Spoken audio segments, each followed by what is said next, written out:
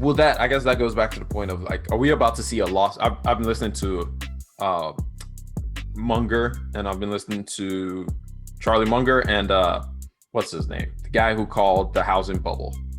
Oh, Burry. Yeah, Michael Burry. Which, one second. I'm not the biggest fan of Michael Burry to start off with, just because I feel like for the last 10 years he's been calling for like, ever since like ETFs became a bigger thing, he's been calling for like ETFs to pop. And so, but at the same time, I can't just leave out everything he says. It's like, I feel like with everything, there's some kernel of truth to it. So I'm like, are we about to enter a decade where we're seeing lower returns, especially in like investments? Because as the interest rates start creeping back up, are we starting to see like a deflationary or deflating stock market where the bubbles start to, it may not pop in the explosionary and the fantastic way that we're expecting, but we just start seeing like a trickle down effect like we saw. Well, it wasn't like that bad at the beginning of this year, but do we start seeing, like you said, a lot of these valuations are just insane, but do we start seeing some of that kind of come back to earth for over the next decade where we basically don't see any returns on our money? I mean, it depends. I think it's entirely probable that you see a 0% return over the next 5 years in like real rates or in real terms, because of like some inflationary pressures. Yeah. I think like technology still has room to progress, but there are a lot of headwinds, like with the EV companies and sort of like some of the issues that they face with being successful, and they're still going public at these like massive valuations. Yeah.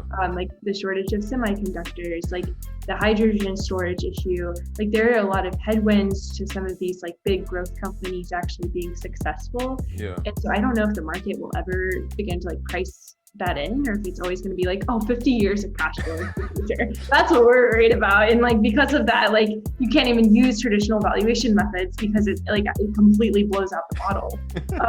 So like it's funny, like that's the reasoning that some people have for like some of the valuations. It's like, well, this is, you know, a 50% or more growth rate, and so like because of that, you can't worry about interest rates increasing. Like things are going to be fine. And so I think it'll come down to like how the economy does. Yeah. But yeah, I mean, there's so many factors that go into that.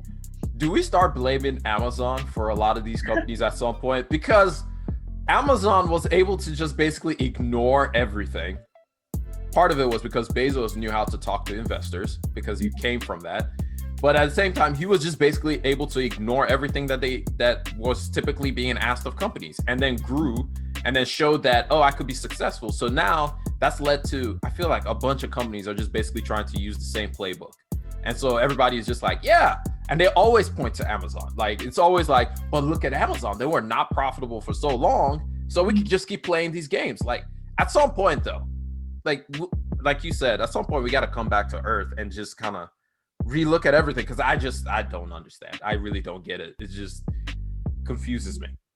I've been working on this piece about Tesla, and there's this thing called you go after Tesla, everybody come after you. I know, but like, so more so just from like a fundamental perspective, because like there's this thing called the Tesla effect, where some of these EV companies that are SPACing into existence have a premium attached to them just because of Tesla being like an EV company. Mm-hmm. And so I think that's really interesting because there's probably some sort of Amazon premium out there too. It's like, you don't have to be profitable. If you just say that you're going to be profitable one day, that's enough for investors right now.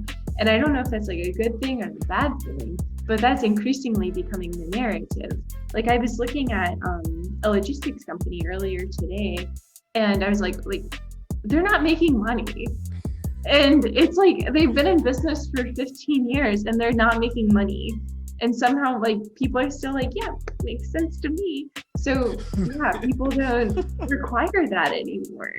And I guess why would you? Because if the market is gonna say, yeah, like we support you no matter what, you don't need to make money. I mean, literally, that's one thing that I'll say, like, if there was one thing that Tesla was masterful at, was Tesla built such a nice storyline, and he had such a fundamental base of people who just chose that no matter what, we're supporting you. And so they were able to just basically finance themselves through the capital market of just like, oh, we're almost going bankrupt, but we can get all this capital from people because people believe or want so badly for Tesla to be a thing that I feel like other companies are hoping for the same thing, but I just don't see where like the belief is there. I see like a lot of people hyping them up, but they don't have the same like cult following that Tesla has. Yeah, well, Tesla is really interesting because they have Elon, and I think Elon, I'm trying to calculate it, it's hard, but like I think he adds more than 50% market cap to it. Yeah. Like he is worth so much. If Elon was not the CEO of Tesla, it'd be an entirely different story because he's a storyteller. He's able to tell a narrative that people are like, oh my God, yeah, like this guy's building the future. That's so cool.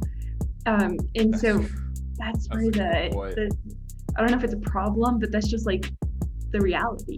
He's literally a modern day, he's a rock star, except not in the way that rock stars usually are. He's like a tech rock star. Like, I don't know how to put it. He's just like, people just gravitate to him, and he can basically, at this point, he can do no wrong. Like, he can say whatever he wants, he can do whatever he wants, and he can't.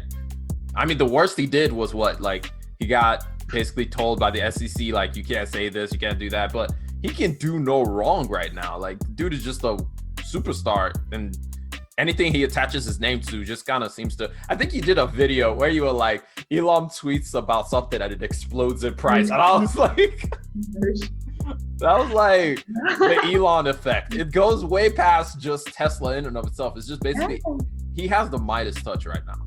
Like, I don't know. It's pretty much amazing. Like, for one person to have that much power and nobody to even be able to question it. I hope you enjoyed that little snippet of the Rambling Mind podcast. If you want more of the Rambling Mind podcast, or if you want to listen to the whole episode that you just heard, go check it out on any podcast listening platform, whether that be Anchor, Spotify, Google Podcast, Apple Podcast, Breaker, Stitcher. I could go on and on, but you guys already know which podcast you love to use to listen to. So go check it out. Link down in the description as well. I'm going to catch y'all later. Peace.